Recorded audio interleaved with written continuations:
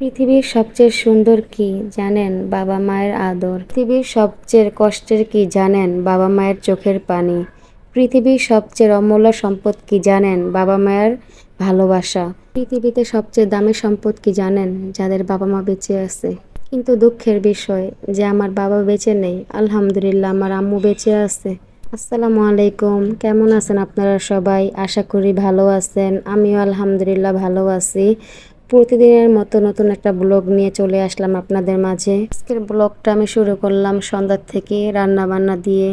আজকে আর কোনো কাজকর্মর কোনো ভিডিও আমি করি নাই, ভাবলাম তো রান্না বান্নাটাই ভিডিও করে আপনাদের সাথে শেয়ার করি। আজকে আমি রান্না করব হচ্ছে ছোট ইলিশ মাছ আর হলো আলু দিয়ে বটবড়ি দিয়ে একটা ভাজি আর গোড়া মাছ রান্না করব। এই হচ্ছে আমার রান্না বান্না আজকে। প্রথমে আমি ভাজিটা বসায় দিলাম আলু দিয়ে লুইবা দিয়ে। তারপর আমি ভাজি রান্নার পর এক এক করে সব কিছু রান্না করে ফেলবো। ভিডিওর প্রথমেই তো শুনলেন যে আমার বাবা বেঁচে নেই। আমার বাবার সহ পৃথিবীতে যত মানুষের বাবা মা মারা গেছে, আল্লাহ যেন সবাইকে ব্যস্ত নসিব করে। সবাই এই দোয়াটাই করবেন। আজকে কথা বলতে বলতে মনটা অনেক খারাপ হয়ে গেল। এখন মনটা অনেক খারাপ লাগতেছে। আমার বাবার কথা আমার অনেক মনে পড়তেছে আজকে। অনেক ভালোবাসতাম তাকে।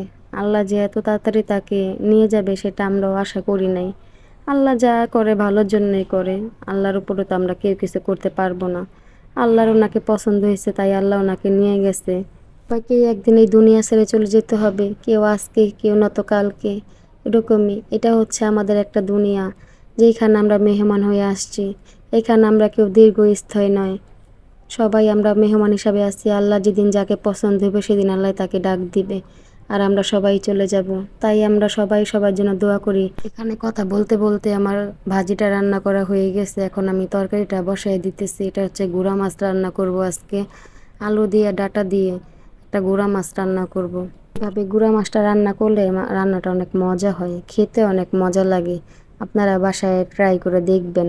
ভিডিওর মাঝে আপনাদের একটা কথা বলি, যারা আমার চ্যানেলটাকে এখনো সাবস্ক্রাইব করেন নেই, একটা সাবস্ক্রাইব করে দিবেন, একটা লাইক দিয়ে দিবেন আর কমেন্ট করে আপনাদের মতামত জানাবেন যে ভিডিওটা আমার কেমন লাগলো। আর অবশ্যই সাবস্ক্রাইব করবেন। আর যারা সাবস্ক্রাইব করে আমার পাশে আছেন তাদের অসংখ্য ধন্যবাদ। কথা বলতে বলতে এখানে আমার চচ্চড়িটাও রান্না করা হয়ে গেছে। এখন একটু পানিটা শুকাই একটু পোড়া পোড়া করে নেব, তাহলে রান্নাটা কমপ্লিট হয়ে যাবে। তারপর আমি মাছটা রান্না করব। আমি প্রতিদিন সন্ধ্যাবেলায় রান্না করি, কারণ পরের দিনে হচ্ছে আমার হাজব্যান্ডকে সকালে আবার আমার দিয়ে দিতে হয় দুপুরের জন্য খাবার। সেটা আমি আগের ভিডিওতেও আপনাদের বলছি। কেমন লাগলো তরকারিটা? হালকা মশলা একটু চচ্চড়ি টাইপের গুঁড়া মাছের। এখন আমি পেলায় ঢাইলা নিতেছি তরকারিটা সুন্দর করে। দেখেন আমি তরকারিটা এখানে ঢাইলা নিতেছি। রান্না করে একটু ঢাইলা নিলে ভালো হয়, নয়তো পাতিলা সহ আবার খাইতে বসলে তো আপনারা দুদিন পর কমেন্ট করবেন যে আপু আপনি পাতিলা নিয়ে খাইতে বসেন কেমন দেখা যায়। এই জন্য আমিও ঢেলে ফেলতেছি তরকারি রান্না করে। তারপর আমি এইখানে মাছটা ভাজার জন্য ফ্রাই প্যানে তেল দিয়ে দিলাম। হচ্ছে ছোট ইলিশ মাছ, আজকে এটাই আমি ভুনা করব। এখন এক এক করে মাছগুলা ভেজে নেব। রান্না করার ফাঁকে আবার আমাদের কারেন্ট চলে গেছিল। তারপর আমি আবার চুলাটা বন্ধ করে বসে আসলাম। কারেন্ট আসার পর আবার রান্নাটা শুরু করি। এক এক করে মাছগুলা ভেজে নিতেছি। তরকারিটা রান্না করার পর আবার একটু আমার কাজ আছে, সে কাজগুলোও করব, তাই রান্নাটা চালু করে করতেছি। মাছগুলো এক পিঠ ভাজা হয়ে গেছে, এখন আরেক পিঠটা উল্টিয়ে দেব। একটু হালকা লেগে গেছে ফ্রাই প্যানে, ইলিশ মাছ তো একটু লেগে যায় ফ্রাই প্যানে। হয়তো বা তেলটা কম গরম হয়েছিল, পরে দিছিলাম। একটু বেশি করে গরম করে দিলে তাহলে মাছটা লাগে না। এখানে আবার মাছটা ভাজতে দিয়ে আমি আবার ওইখানে একটু থালা বাসনগুলো ধুয়ে ফেলতেছি। এখানে রান্না করতে গেলে যে কত থালা বাসন নোংরা হয়, সেটা ধুইয়া পরে রান্নার পর আর ধুইতে মন চায় না। যেন রান্না করি আর ফাঁকে ফাঁকে ধুইয়া ফেলাই, তাহলে তাড়াতাড়ি করে কাজটা শেষ হয়ে যায়। আর আব্বু আবার চলে আসবো, ঘরটা একটু সুন্দর করে গুছায় রাখবো। কারণ ও আইসা না খাটটা গুছানো না পাইলে না একটু রাগ করে। কারণ কি বলে কিনা সারাদিন তো আমরা বসে থাকি আসি, খাটটা তুমি যদি গোছায় না রাখো তাহলে আইসা যদি আমি একটু শুইতে না পারি তাহলে তো আমার শরীরটা ভালো লাগে না। আর যদি খাটটা গোছানো পাই অনেক খুশিও হয়।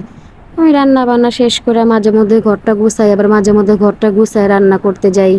আজকে আর ঘরটা গুছানো হয় নাই, ভাবছি কি রান্না করে ঘরটা গুছাবো, যেন চালু করে রান্না করে ঘরটা গুছাই ফেলামো, কারণ ও আবার আইসা পড়বো। নিহার আব্বু আবার 9টার মধ্যে খাওয়া দাওয়া করে ও 10টার মধ্যে ঘুমায়া যায়। ওর আবার পরের দিন সকালে 7টা 7:30টার মধ্যে উঠে যাইতে হয়, তো এই জন্য ও বেশি রাত কইরা ঘুমায় না, ও তাড়াতাড়ি করে ঘুমের চেষ্টা করে, কারণ ঘুমটা তো পোষণ লাগে বলেন। একে তো অসুস্থ, দুই আবার আমাকে কাজ করে খাওয়াইতেছে, এটাই তো আমার কাছে অনেক শুকরিয়া আদায় করি আল্লাহর কাছে, কোটি কোটি শুকরিয়া। আল্লাহ জানে ওকে ভালো রাখে, সুস্থ রাখে, এটাই আল্লাহর কাছে আমার একটা চাওয়া। কথা বলতে বলতে মাছটাও ভাজা হয়ে গেল। এখানে আমি তেলের ভিতর পেঁয়াজটা ভাইজা এক এক করে মশলাগুলো দিয়ে দিলাম। এখন আমি ভালো করে কষায় নেব তরকারিটা। ভালো করে না কষাইলে তরকারির একটা পেঁয়াজের আর একটা আদা রসুনের একটা গন্ধ আসে। এই জন্য একটু সুন্দর করে কষানোর চেষ্টা করি। কষানোর পরে আমি পানি দিয়ে মাছগুলা দিয়ে দেব। আজকে সিম্পল রান্নাই, দুইজন মানুষের জন্য তার বেশি কিছু রান্না করার দরকার নাই। পরিমাণ মতো পানি দিয়ে দিলাম, এখন মাছটা দিয়ে দেব। আমি রাতে যে শুমকা তরকারি রান্না করি তখন তরকারিটা বেশি একটা ঝোল শুকাই না, কারণ পরের দিন সকালে তো আবার আমার গরম করতে হয়, তখন তো মনে করেন ঝোলটা একটু শুকাইতে হয়। এখন যদি আমি ঝোলটা বেশি একটা শুকায় রাখি তখন পরের দিন তো গরম করলে কোনো ঝোল থাকে না, এজন্য আমি একটু ঝোল ঝুলি নামাই, পরের দিন সকালে আবার গরম করি, তখন একটু আমার পরিমাণ মতো থাকে। আর রাতেই তো শুধু আমরা খাই, আর পরের দিনই তো দুপুর পর্যন্ত আমি খাই, ওকে দিয়ে দেই, এটা আমাদের ঝোল হয়ে যায়। দেখেন মাছটা এখন হয়ে যাইতেছে, মাছটা হয়ে গেলে মাছটাও ঢেলে নেব। রান্না এরকম একটা জিনিস যেটা মন দিয়ে করলে সুন্দর হয়, মন দিয়ে না করলে রান্না সুন্দর হয় না। মাঝে মধ্যে আমার রান্নাও ভালো হয়, মাঝে মধ্যে আমার রান্নাও খারাপ হয়, ভালো মন্দ মিলিয়ে মানুষের জীবন। প্রতিদিন যে রান্না ভালো হতে হবে সেটাও না, প্রতিদিন যে রান্না খারাপ হবে সেটাও না। দেখেন কথা বলতে বলতে আমি মাছটাও ঢেলে নিলাম। তারপর আমি ঘর দুয়ার গুছিয়ে নিছি। গোছানোর পর আমার হাজব্যান্ড আসছে, ও একটু ফ্রেশ ট্রেশ হওয়ার পরে আলাই যে আমরা ভাত খেতে বসছি। এখন অলমোস্ট 9:30 বাজে গেছে। আজকে আমি বলছিলাম যে ওর সাথে ভাত খাবো না, আমার পেটটা একটু ভরা ছিল, আমি নাস্তা করছি দেরি করে, তো ওরা বলতেছে একা একা খাবো, তুমিও খাও। ওর জামাই আর বউ একসাথে খেতে বসলাম, ওকেও ভাত বেড়ে দিলাম, আমিও ভাত নিয়ে নিলাম। আজকে ভাতটা আমি সন্ধ্যার সময় রান্না করি নাই, ভাতটা বিকালবেলা রান্না করা হয়েছে। এখন আমার হাজব্যান্ডকে আমি এক এক করে সব কিছু দিয়ে দিতেছি আর ও খেয়ে নিতেছে। ভেন্ডি ভাজিটা আমি সকালবেলা করছিলাম, সেটাই রয়ে গেছে, গরম করে নিছি। তারপর ওকে 2 পদের ভাজি দিলাম, ও এখন খাইতেছে। আমি ওইখান দিয়ে আমার ভাতটা বেড়ে নিতেছি। ভিডিও করতেছি তো বলতেছে ভিডিও করো না। বললাম তাহলে কি হয়েছে ভিডিও করলে? বলে না কেমন যেন আমার লাগতেছে। আমি কই না সমস্যা নাই, কা একটু ভিডিও করি। হ্যাঁ আব্বু তরকারিগুলা খায়া বলছে না তরকারিগুলো অনেক মজা হয়েছে, তোমার রান্নাটা ভালোই হয়েছে। ও আবার কিছু মজা হইলে না বলে আমাকে, আর যদি মজা না হয় কিংবা আমি যদি বলি না আজকে মজা হয় নাই, তুমি মিথ্যা কথা বলতেছো, বলে আজকে মজা একটু কম হয়েছে না তো আরেকদিন ভালো করে মজা হইব। এত নিরাশ হইও না, প্রতিদিন তো মানুষের রান্না একরকম থাকে। এইখানে আমিও প্লেটে ভাত নিয়ে নিলাম, এখন একটু ভাজি নিয়ে নিতেছি। এখন আমিও খাবো, আপনাদের সাথে একটু আমার খাবারটা একটু ভিডিও করতেছি।